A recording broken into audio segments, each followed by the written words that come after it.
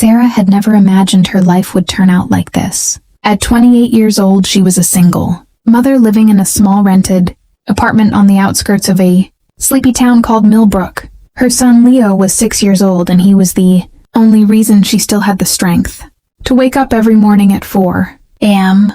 The alarm clock would buzz and Sarah would open her eyes to complete darkness. The heating in the apartment barely worked, and she could see her own breath in the cold air. She would quietly get out of bed, careful not to wake Leo. She would pull on her old worn-out uniform and walk to the diner. It was a 10-minute walk through streets that never seemed to change. The same cracked sidewalks, the same flickering streetlights, the same silence that only existed before the sun came up. Sarah worked as a waitress at a place called Rosie's Diner. It was the kind of diner that had been there since the 1970s. The booths were covered in faded red leather. The floor tiles were cracked and stained. The smell of stale coffee and bacon grease never left. But Sarah loved it because it gave her just enough money to pay the rent and buy food for Leo, not much else. She would work from 5 a.m. until 2 p.m. Then she would rush to pick Leo up from school. She could not afford after-school care. She would cook dinner with whatever was left in the fridge. Sometimes it was just rice and eggs. Other times it was noodles. Leo never complained. That was what broke Sarah's heart the most. Her son had never known a life without struggle. He did not have new shoes. He did not have video games. He had one small toy car that he played with for hours. Sarah would sit at the kitchen table at night and stare at her bills. The numbers never added up. There was always more month than money. She would close her eyes and take a deep breath. Tomorrow would be better. That was her prayer. Every single night. She did not know then that her prayer was about to be answered in the most unexpected way.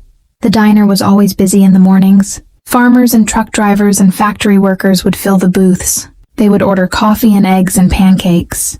Sarah would move between tables with a smile that did not reach her eyes. She would take orders and refill cups and wipe down counters. Her feet hurt by 10 a.m., but she never sat down. She could not afford to slow down. She knew that every tip mattered. Every dollar counted. She would watch other women come in with their husbands. They would laugh and share a meal and leave together. Sarah would watch them and feel a knot in her chest. She had no one. Her family had disowned her when she became pregnant at 22. The father of her child had walked out before Leo was born. She had raised Leo alone from day one. It was just her and him against the world. She would look at Leo's picture on her phone during her short breaks and whisper, "I'm doing this for you, baby." The other waitresses at the diner were kind to her, but they had their own struggles.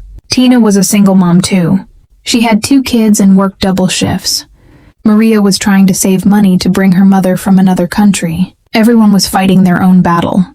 Sarah felt like she was losing hers. The bills were piling up. The landlord had called twice about the rent. The school had sent a note saying Leo needed new shoes and a winter coat. Sarah had no idea how she would afford those things. She would lie awake at night and think about her life. How did she end up here? She had dreams once. She wanted to be a teacher. She had even started college. But life had other plans. She pushed those thoughts away and focused on surviving. That was all she could do. Survive. One day at a time. One shift at a time. $1 at a time. It was a rainy Tuesday morning when everything changed. Sarah was cleaning a table near the window when the bell on the door chimed. An old man walked in. He was tall and thin with white hair and a kind face. He wore a well-tailored suit that looked expensive. He carried an umbrella and a leather briefcase. He looked out of place at Rosie's Diner. Sarah welcomed him and handed him a menu. He ordered black coffee and a slice of pie. Nothing else. He sat in the corner booth and watched the rain fall. Sarah did not think much about him. She had seen many strangers pass through this small town. But there was something about the way he looked at her. She caught him watching her as she worked.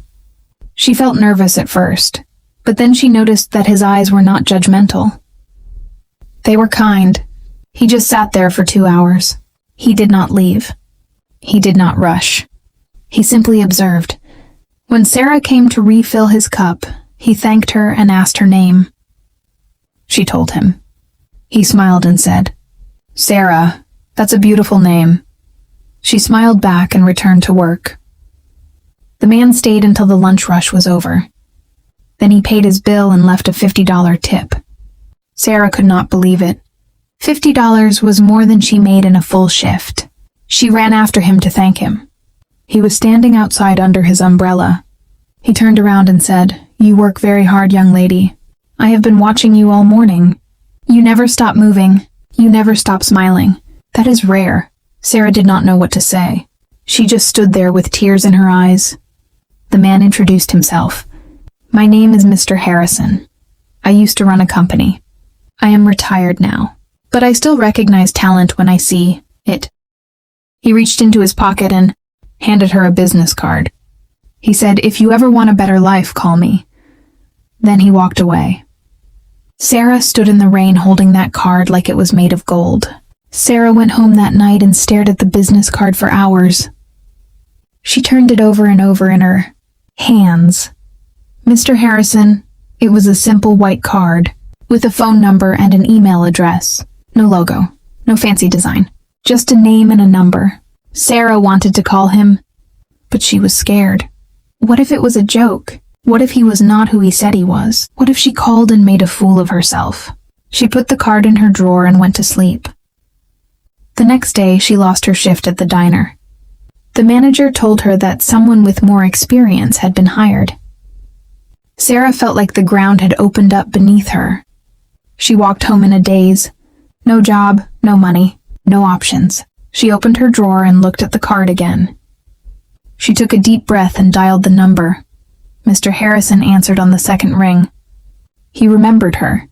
He said, "I was hoping you would call." He told her that he had a small company that needed an honest, hardworking person. He said the job was not glamorous. It was just administrative work. But the pay was double what she made at the diner. Sarah said yes without even hesitating. She started the next week. The first few months were not easy. She had to learn new skills. She had to use computers and spreadsheets and email. She had never done that before. But she was determined. She stayed late after work to practice. She asked questions. She made mistakes, but she never gave up. Mr. Harrison was patient with her. He saw her potential. He told her, "You have something that cannot be taught. You have heart." Sarah felt proud for the first time in years. She was not just surviving anymore. She was thriving. She bought Leo new shoes. She paid her bills on time. She even started saving a little money. Her life was finally moving in the right direction. 2 years passed, faster than Sarah could have imagined. She had worked her way up from an administrative assistant to the manager of Mr. Harrison's company. She had a team of 10 people working under her. She was respected and valued. Mr. Harrison had become like a father figure to her.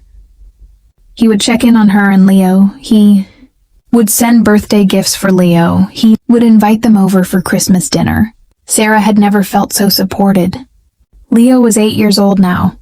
He was doing well in school. He had friends and toys and everything a boy could want. Sarah would look at him and feel a warmth in her heart that made all the struggles worth it. She would think back to those dark mornings at the diner. The cracked floors, the cold apartment, the empty fridge. She would think about how close she came to giving up. But she did not. She kept going. She kept hoping. And that made all the difference. One day, Mr. Harrison called her into his office. He told her he was retiring completely. He wanted to sell the company, but he had one condition. The buyer had to keep Sarah in charge. He said, "I am not selling this company to anyone who does not value you." Sarah cried. She hugged him and thanked him. He smiled and said, "You earned it, Sarah, every single bit of it." The company was sold a month later. Sarah stayed on as the CEO. She had her own office, her own team, her own salary. She bought a small house for her and Leo. It was not a mansion, but it was home. It was theirs. Sarah still thinks about the diner sometimes. She drives past it on her way to work. She sees the old sign in the cracked parking lot and she smiles. She knows that place gave her a start, But she gave herself the rest. She proved that a single mom with nothing can become a leader with everything. She proved that hard work never goes unnoticed. And she proved that every dark morning leads to a brighter day if you just keep walking.